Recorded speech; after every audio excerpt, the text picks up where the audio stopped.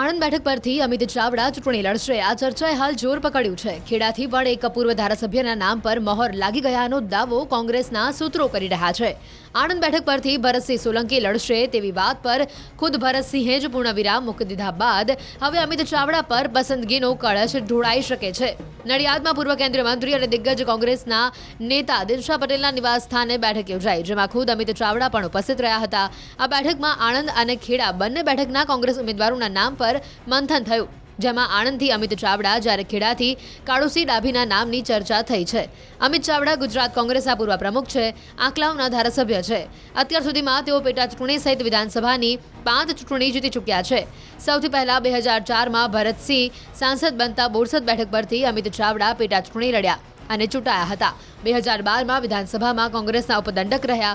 2018માં કોંગ્રેસના પ્રદેશ પ્રમુખ બન્યા। અમિત ચાવડાના દાદા ઈશ્વરસિંહ ચાવડા પણ આણંદથી 5 વખત સાંસદ રહી ચૂક્યા છે। ઈશ્વરસિંહ ચાવડા ભરતસિંહ સોલંકીના નાના છે, મતલબ કે ભરતસિંહ અને અમિત ચાવડા બંને મામા ફઈના ભાઈઓ છે। એવામાં ચર્ચાઈ રહ્યું છે કે કોંગ્રેસે મામાના નહીં પણ ફઈના દીકરાને ટિકિટ આપવાનું મન બનાવ્યું છે। ભાજપે આણંદ બેઠક પરથી મિતેશ પટેલને રિપીટ કર્યા છે। 2019માં મિતેશ પટેલને અહીંયાથી 1,97,718 મતથી લીડ મળી હતી।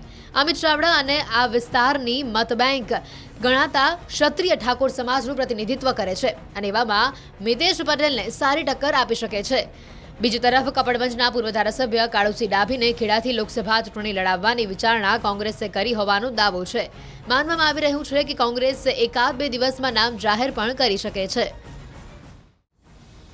આણંદ બેઠક પરથી અમિત ચાવડા ચૂંટણી લડશે। આ ચર્ચાએ હાલ જોર પકડ્યું છે। ખેડાથી પણ એક પૂર્વ ધારાસભ્યના નામ પર મહોર લાગી ગયાનો દાવો કોંગ્રેસના સૂત્રો કરી રહ્યા છે।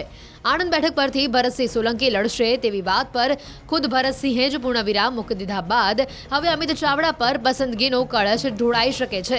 નડિયાદમાં પૂર્વ કેન્દ્રીય મંત્રી અને દિગ્ગજ કોંગ્રેસના નેતા દિનશા પટેલના નિવાસ સ્થાને બેઠક યોજાઈ, જેમાં ખુદ અમિત ચાવડા પણ ઉપસ્થિત રહ્યા હતા। આ બેઠકમાં આણંદ અને ખેડા બંને બેઠકના કોંગ્રેસ ઉમેદવારોના નામ પર મંથન થયું, જેમાં આણંદથી અમિત ચાવડા જ્યારે ખેડાથી કાળુસિંહ ડાભીના નામની ચર્ચા થઈ છે। અમિત ચાવડા ગુજરાત કોંગ્રેસના પૂર્વ પ્રમુખ છે, આંકલાવના ધારાસભ્ય છે। અત્યાર સુધીમાં તેઓ પેટા ચૂંટણી સહિત વિધાનસભાની 5 ચૂંટણી જીતી ચૂક્યા છે। સૌથી પહેલા 2004માં ભરતસિંહ સાંસદ બનતા બોરસદ બેઠક પરથી અમિત ચાવડા પેટા ચૂંટણી લડ્યા અને ચૂંટાયા હતા।